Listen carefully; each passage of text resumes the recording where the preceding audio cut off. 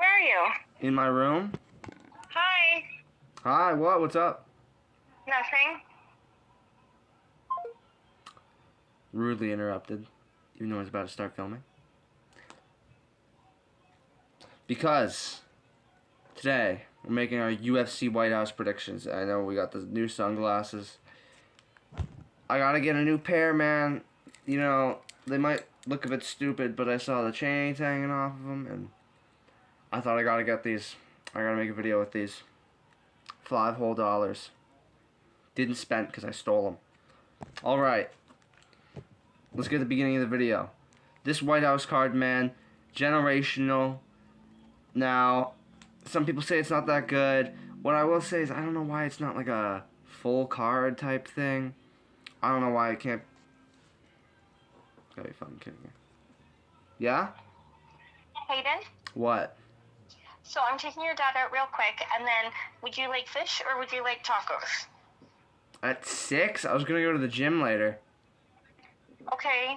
Make tacos. What time are you getting home? We'll be like 20 minutes. Okay, bye. Rudely interrupted again. But no, I don't know why this isn't like a full card. You know, I don't know why. It's a decent card. It's like a main card. What is there? 6 fights? 7 fights. I guess. And why is it on Sunday? Is it? Why is it on Sunday? On a school night. They couldn't have waited until the week after at least. I have one more week of school after this week. And boom. I could have done this next week. Everyone could have done this next week. But I guess I'm going to be staying up until 2 a.m. on a school night. Could care less, though. I usually already do. But let's get into it. Steve Garcia versus Diego Lopez. They knew what they were doing with this fight. This is pure violence right here. Steve Garcia goes in. He brutalizes you. He makes you bloody. You can see him all the time throwing these big looping overhands. It's kind of weird. He throws big looping shots, but he goes in there to do damage and destroy you. Lopez is a bit more calculated, you know? More calculated power, more calculated shot selection. I think he's a lot more crisp, and he's really good when you're coming in. You know, he's really good at that. When you're charging in on him and he's trying to strike. That's why he's so much, what does it say? What do I have to say here? So much trouble with Volkanovski, because Volk doesn't come forward unless it's for, like, a specific exchange, you know? He'll just back up the whole time fighting you, and that's why Ilia had trouble with him, remember? So, and Steve Garcia is a big pressure guy. But I think their styles could counteract. Maybe he knocks out Lopez, but that's going to be kind of hard to do. And I don't think he's going to brutalize Lopez for 3 rounds, really. You know, I think that's going to be tough for him to do. So what do I think? Maybe Lopez, round 1 knockout. I'm just going to go for it. Lopez, round 1 knockout. He's going to get it done. We've seen Steve Garcia been knocked out before. I mean, Gene Silva. This guy beat Gene Silva, Diego Lopez. And Gene Silva, man. He took a lot of Gene's best shots. A big right hand, big front kicks. He's good, man. He's a great chin on him. Well, I wouldn't really say Steve Garcia has a great chin. He has a good one, not a great one, you know. Bo Nickel versus Kyle Dawkins. You think we should switch out the sunglasses? Let me look. Regular glasses for this one. I grabbed my rat. Look at this thing. It's my rat. Bo Nickel versus Kyle Dawkins. And now what we know about Bo Nickel is that he isn't really tested. He beat Paul Craig, who ended his career on, I think, a 4-fight losing streak. And he beat Rodolfo Vieira, who just lost to McConaughey. Did beat Trajan Gore, which doesn't look terrible now. Because Trajan did just beat Bakoev, but Bakoev's also not great. We thought he was going to be some big contender. I know he lost to Usuri, but then you don't just go losing to Trajan Gore. You know, so sucks to suck, but Bo Nickel got that good head kick KO, and he has good wrestling and all. Shouldn't take you 2 rounds to get Cody Brundage out of there. I know Cody Brundage doesn't give two shits about his career and is entirely there for a paycheck. He's literally shown it multiple times. But it should take you... Yeah, if he's just there for a paycheck and he's just trying to get a fluke KO, which he fluked his way onto the main card of 300, you know, you should be able to take him out in a round, especially if you're this champion grappler, you know. So that doesn't look great. Kyle Dawkins didn't have the great start of his career. He lost a few fights and got cut from the UFC, but then got an early return back, won by knockout against Michel Pereira. Who does that to Michel Pereira, guys? Who does that to him? That's what we're saying. Who does that to Michel Pereira? But not Zachary Reese.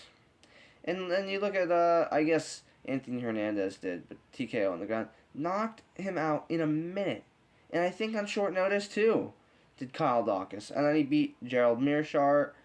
And it's not the easiest thing to do. I mean, the guy Gerald Meerschaert just fought took him to a close 29-28 decision, which is kind of unbelievable. 4-fight losing streak, and you're taking this guy to a 48-47 decision. That's pathetic. You know, I forget who it was, Malkoon or something. How do you destroy Taurus Thinney and then go to... I know Taurus Thinney's not nothing good, but let's get back. Dawkins is on a good finishing streak, and I feel like with Nickel, if he's shown deep waters and shown a tough match, you know, where not everything's going his way perfectly, he's not going to be good. He doesn't know how to get out of that. Kyle Dawkins, though, was cut from the UFC, built his way back, fought some great opponents compared to Nickel. You know, I feel like, well, I guess they're kind of on the same page. I just think Kyle Dawkins has got more of that dog in him. Because being from these, like, pussy sports, not necessarily, I don't really mean that, but being from, like, oh, I'm a gold medalist wrestler. Look at, like, Marcus Buchecha was a champion grappler, multiple-time champion grappler. Got KO'd out cold by Ryan Spann. Got beat by Martin Budai and went to a draw with Kennedy Nezatweku, I think his name is. He's 3 fights, never won one. Never won a single one of them. Lost to Ryan Spann. Pathetic stuff, but just because you had some big background in something else don't mean shit. And I'm not thinking this guy's going to be some crazy good wrestler, especially against good comp, and Kyle Dawkins has shown that he's good. He's came back, and he showed he's good again. So I'm picking Kyle Dawkins. I think Kyle Dawkins will TKO him. I don't think he'll knock him out. I don't think he'll submit him. I think he'll TKO Bo Nickel. I think maybe beats him. Maybe a close first round. Starts beating up on him in the second, and then Bo Nickel quits in the third round after maybe some body shots and some head shots. It's going to be like a standing TKO from Kyle Dawkins. Mauricio Hoofy versus Michael Chandler. Oh, wait. What am I doing? Got my lucky sunglasses and my lucky rat. So, for this one, Michael Chandler versus Mauricio Hoofy. This is a good one. I feel like they were like, we owe it to Chandler. We need Americans. We need popular Americans. And Michael Chandler's kind of got that. He's kind of popular. He's kind of a star fighter. He shouldn't be fighting number 9. They keep giving these big jumps. He could out-wrestle Mauricio Hoofy. What I was about to say before, I think they thought they owed it to him and to give him this big spot because this would probably be his last fight anyways, because he is 40 on a 3-fight losing streak, and he's fighting Mauricio Hoofy. And they were going to give him Saint-Denis, but Saint-Denis turned it down because why wouldn't you? You got the Pimlet fight on International Fight Week, dude. That's way better, you know. But White House card, Mauricio Hoofy a striker. Maybe he out-wrestles Mauricio Hoofy and submits him. Chandler is a strong guy. And we see Hoofy doesn't have that great takedown defense now. Nor have we seen Chandler knocked out cold, though. We've never seen that. Chandler's never been knocked out before. Like, I don't think he's been TKO'd before. Oh, he was TKO'd on the ground. But Mauricio Hoofy is not the... I guess he did the physique, but I don't know. He's not really the guy. He has the precision, the accuracy. He could totally do it. But I'm not going to go with Chandler just because he could take down Hoofy. I think Hoofy's going to spark him out. First round. Knock him out. I think with an uppercut. I think he's going to get him with an uppercut in the first round. I think Michael Chandler's going to have his high guard and he's going to duck his head into something. And Hoofy's going to maybe rock him really bad with an uppercut. I don't think he'll knock him out cold. I think Chandler has a good enough chin for that. We saw Gaethje. What the fuck? Oh, for fuck's sakes. There, I'm a bit higher now because I had to plug in my tablet. But I think Hoofy's just going to knock him out, man. That uppercut's going to get him. We've seen Gaethje landed on him before. And we've seen Chandler be easily counterable, but who knows? He has good wrestling. So maybe he gets this done. What's the next one? Oh, I'm glad this was added because this would have been a 6-fight card if not. So at least we have something else. I'm so scared for Pereira. Hockett versus Lewis. Hockett, you better lock the fuck in for this one. Because if you lose, the heavyweight division is done. Lewis is what? How old is Lewis? 41 years old. Looked pathetic against Cortez Acosta. Now, yeah, he looked sluggish and slow. He looked pathetic. Let me just get up a bit. But the thing is you're like 220. You're 220. You got no power. You could have knocked out Blades if you had power, you know?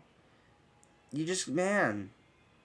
I just hope he blast double legs him at the beginning of the fight. Because Derek Lewis could fluke it and just ruin the whole heavyweight division. And it's going to be so pathetic. So sad because Derek Lewis is nothing. He's lost to everybody.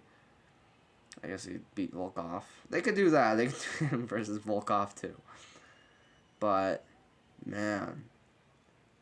This sucks if Hockett were to lose. But my prediction, maybe Hockett by TKO in the first round. I'm predicting he'll just blast double leg him at whenever he gets the chance. And he'll just beat him up on the ground and retire Derek Lewis because that's probably what would happen if he does it. So let's go Josh Hockett, make the heavyweight division alive, and win this fight and then get a fight with Cortez Acosta. Next fight, we love Amin Zahabi, you know. Canadian. First Canadian at the top in a while. We always talked about Mike Mallet being the guy, but I never saw it. Especially because he just then lost to Neil Magny. He's 34. Turns 35 in November, I think. And he's number 11 in division.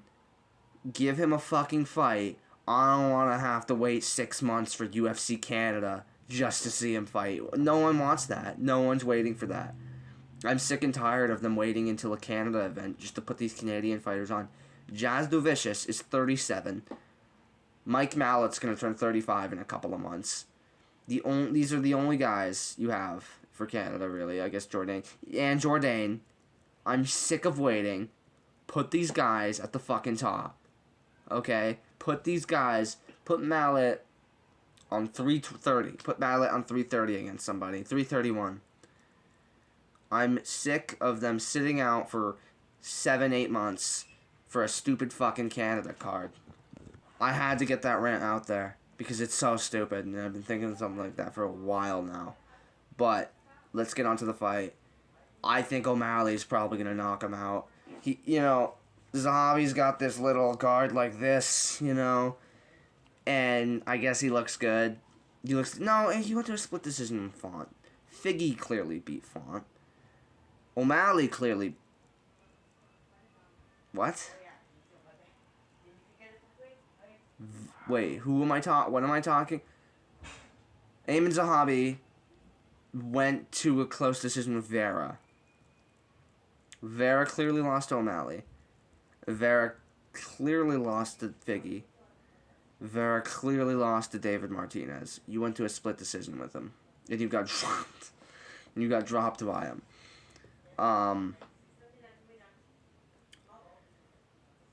he kind of fluked over Jose. I was so happy when he won that because he's Canadian. That's the only reason.